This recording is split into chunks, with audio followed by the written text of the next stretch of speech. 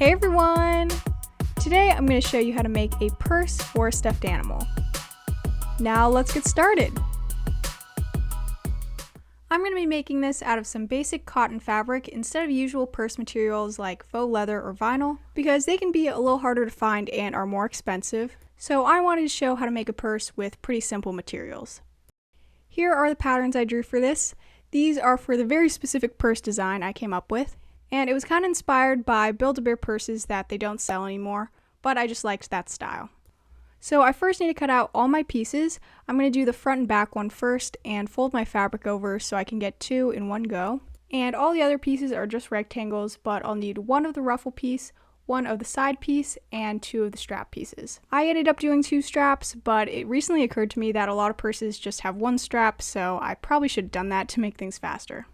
Now that all my pieces are cut out, I'm actually going to focus on the ruffle first, so I'm going to grab the really long piece. And the first thing I'm going to do is fold this in half lengthwise with the good side facing out, but with this fabric you can't really tell. And once I've pinned all this together, I'm going to do a straight stitch along that bottom edge, and I'm going to use a pretty big stitch length too. But I'm going to make sure to not lock my stitch at both ends and leave the end threads really long. Here's what it looks like when it's done. As you can see, I made the stitch length the maximum it could go. And now I'm going to take only one of those threads at the end and start to lightly pull it.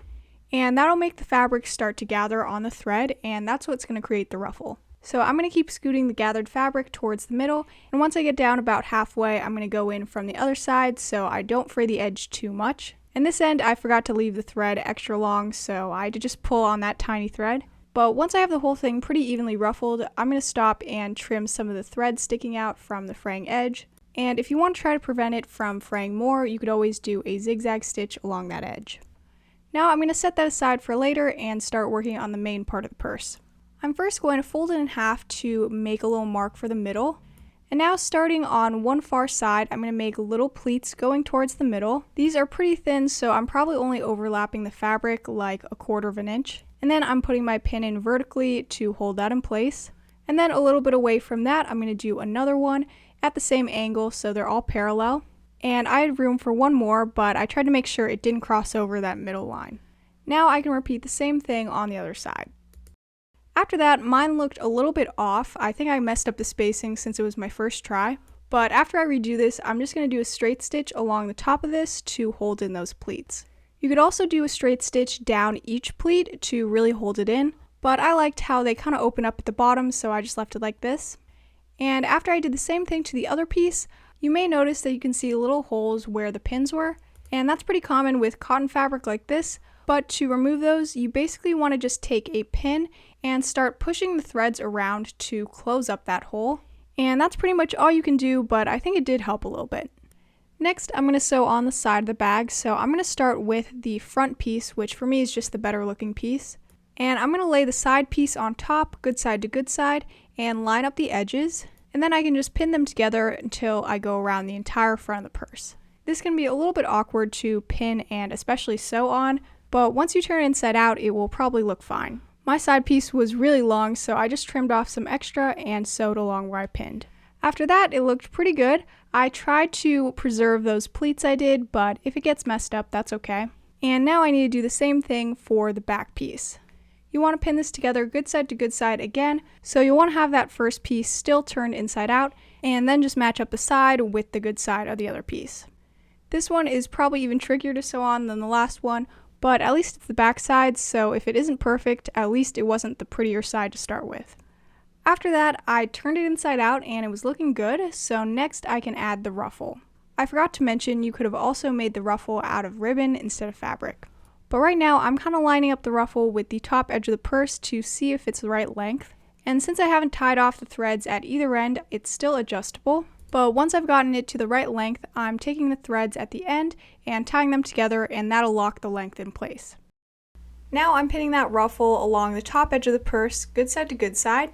And once I've gone all the way around, I'm taking the two ends and matching them up with each other. And I'm going to sew straight down on this edge to close it up before sewing all the way around.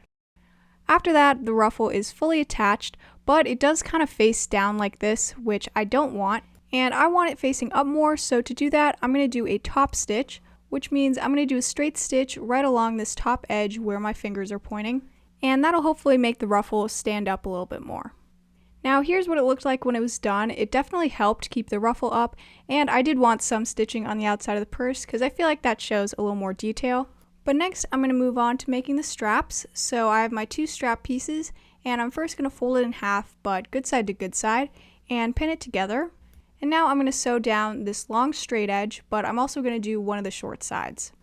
I know these are looking a little rough, but that's because I unsuccessfully tried to turn them inside out, but this way I'm doing now will definitely work. And that starts by turning the closed end inside out. And this part can be difficult, but you only have to do it a little bit. But once you've got it started, you could add the end of a paintbrush or a pencil or something into that end and start pulling the rest of the tube down around it. It'll get all scrunched up like this, but once you see the end, you can remove the paintbrush and just pull down the fabric around it. And after doing the same thing to the other one, I'm trying to just press this flat with my fingers, try to get those edges out. And to give this a cleaner look, I'm going to do some stitching along each side of the strap, and that'll definitely help flatten everything out. Here's what they looked like when they were done. I'm pretty sure I used a stitch length of 2.5 for my sewing machine. And at this point, you could sew on the straps just like this, but at the last second, I decided to add a little more pizzazz by adding some metal rings at the handles, and these are really common to have on purses. You can probably buy these at the store, but since this was a last-minute decision, I just made mine out of wire. And making them is actually really easy. I just took this pretty thick craft wire and some pliers and just started bending it in an oval shape.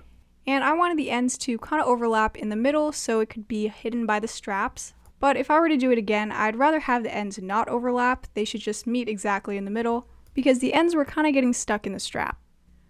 After doing this 2 more times, so I had a total of 4, there's still one more thing I need to add to this bag before assembling the straps, and that is a little piece of ribbon on the inside, which will be how the rings attach to the purse. I ended up making mine way too long. You probably shouldn't be able to see it from the outside. I really should have just had the loop kind of at the base of the ruffle, but I didn't realize it then and had to redo it later. I'm trying to keep the stitching in line with the top stitch on the outside so it's not as visible. I had to do that 3 more times for all the other places the straps would touch. But now it is almost time to assemble this. The last thing I have to do is take these straps and basically add a little loop at the bottom of those. And I actually tried the straps on my stuffed animal first and thought they were a little long, so I cut about 1 inch off. And now to create that loop I was talking about, I'm just folding over each end and sewing that down. Once that is done, it is finally time to assemble everything. I'm first opening one of these rings and putting it into the ribbon side, and then putting the strap through the other end. And then I can close the ring and try to hide the overlapped parts in the strap fold. Then I can do the same thing for the other end of the strap and repeat that for the other strap. As I was doing this, I was noticing a pretty big problem, and that is that the metal rings were kind of rotating a lot since where it was attached to the ribbon and strap were kind of loose, so it has a lot of room to move around. So a solution for that would be to sew a tighter opening on the ribbon and strap, and I'll show what I mean by that a little later, or you could always add glue to keep it in place. At this point though, I thought I was finished and tried this on my stuffed animal, but it just didn't look right to me, and I realized it was because the ribbon was sticking so far out. So to fix that, I pulled the ribbon down lower and sewed right up next to that ring, and I think it looked a lot better and more purse-like. But there it is, that is the finished purse. I'll be honest, this is one of those projects that made me want to scrap it at multiple points because I was not sure it would end up looking okay, but I actually am really happy with how it turned out. The inside is kind of a different story, but if you wanted to neaten that up, you could always add a liner, and maybe I'll do that in a future video. Also, don't mind me failing at putting a keychain on it. But if you do add the rings, that is a great place to put keychains or a little handkerchief or something. I really hope you enjoyed this video. Please give it a like, comment any video suggestions you have, and subscribe if you haven't already. I'll see you next time. Bye!